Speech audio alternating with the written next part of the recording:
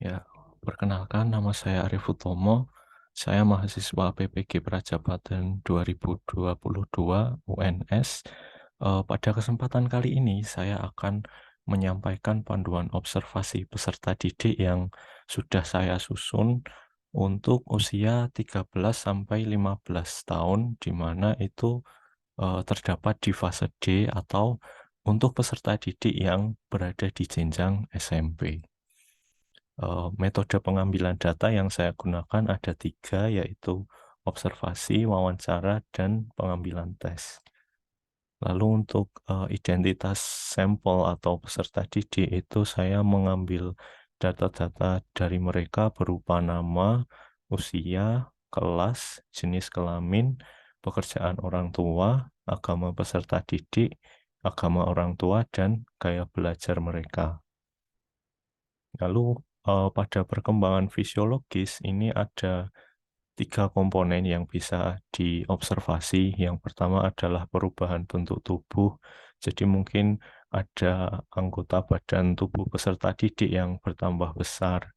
Lalu ada juga perubahan suara. Kalau laki-laki itu suaranya bertambah berat. Kalau perempuan biasanya itu bertambah menjadi nyaring. Lalu untuk yang ketiga, kemampuan gerak motorik kasar dan halus itu seperti kita melihat peserta didik itu bisa menggerakkan anggota badannya atau tidak, atau bisakah dia menggerakkan objek atau benda. Lalu pada perkembangan kognitif ini berdasarkan teori Piaget, pada peserta didik usia 13 sampai 15 tahun itu mampu berpikir secara abstrak, mampu membuat kesimpulan, mampu memprediksi, dan membuat solusi. Jadi 4 poin ini yang akan saya observasi. Berikutnya, pada perkembangan sosio-emosional, ini saya menggunakan 2 teori dari Brown Van Brenner pada tahun 1977. Itu ada 4 hal. Yang pertama mikrosistem, mesosistem, eksosistem, dan kronosistem. Lalu ditambah juga dengan teori dari Erikson yang dikeluarkan pada 1968. eh, Kalau peserta didik di usia 13 sampai 15 tahun itu berada pada fase identity versus role confusion. Jadi mereka masih mencari jati diri mereka, di mana pada hasil akhir nanti akan muncul sebuah loyalitas terhadap tujuan hidup mereka apabila perkembangannya berjalan dengan baik. Lalu pada moral, ini saya menggunakan teori Kohlberg yang dicetuskan pada tahun 1958 pada peserta didik yang berada di usia 13 sampai 15 tahun itu mencapai pada tahap 3, di mana peserta didik berusaha agar dianggap sebagai anak baik. Jadi hal yang diobservasi nanti alasan kenapa peserta didik itu berbuat baik. Apakah mereka menganggap dirinya itu sebagai yang anak baik atau tidak?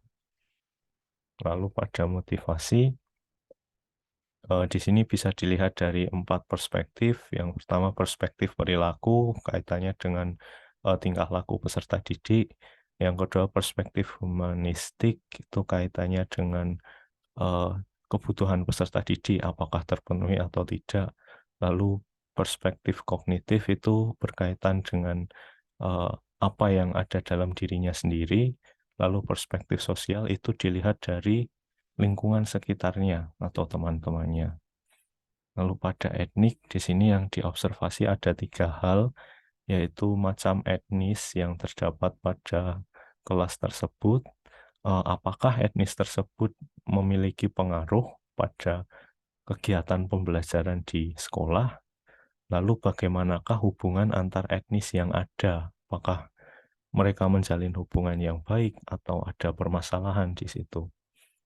Lalu berikutnya pada kultural, ini eh, ada 3 poin yang bisa diobservasi. Yang pertama itu kebudayaan di kelas. Kebudayaan di sini bisa berkaitan dengan kebiasaan atau peraturan yang ada di kelas. Lalu yang kedua pengaruh kebudayaan. Jadi pengaruh dari kebudayaan atau kebiasaan tadi bagaimana. Nah, lalu yang ketiga respon peserta didik terhadap kebudayaan yang ada. Apakah mereka patuh? Lalu semisal mereka melanggar peraturan itu apa yang terjadi? Nah, itu bisa diobservasi pada aspek ini. Berikutnya status sosial.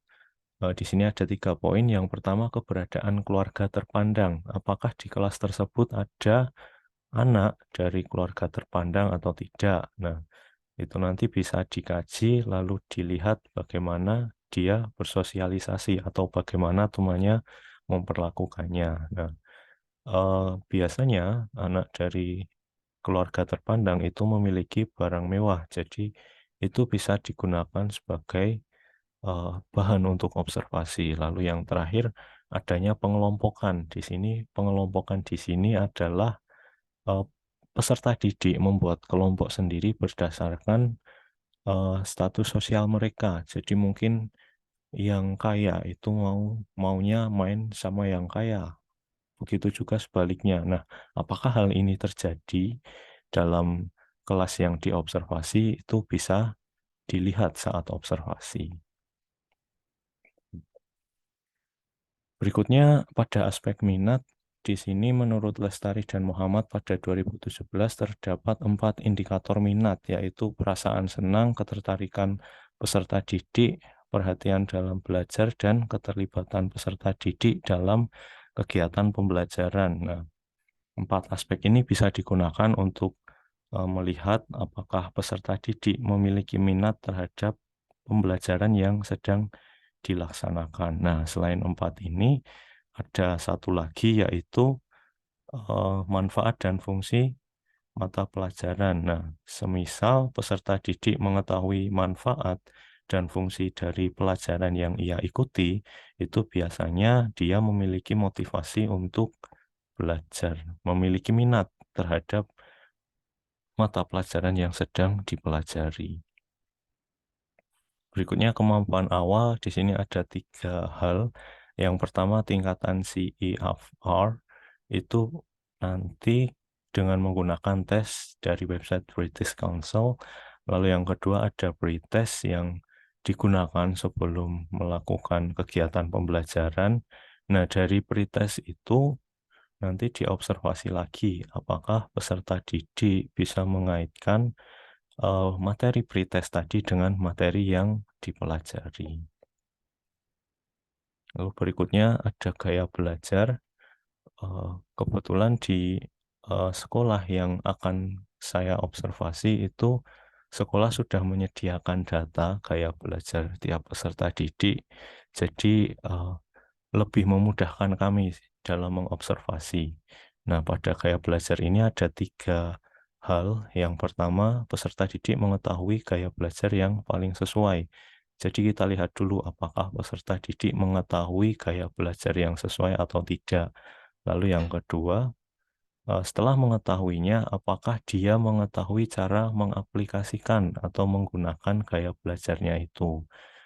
Lalu yang ketiga, setelah tahu gaya belajarnya, setelah mengetahui cara mengaplikasikannya, nah apakah peserta didik melaksanakan gaya belajar tersebut, di mana gaya belajar tersebut sesuai dengan gaya belajarnya.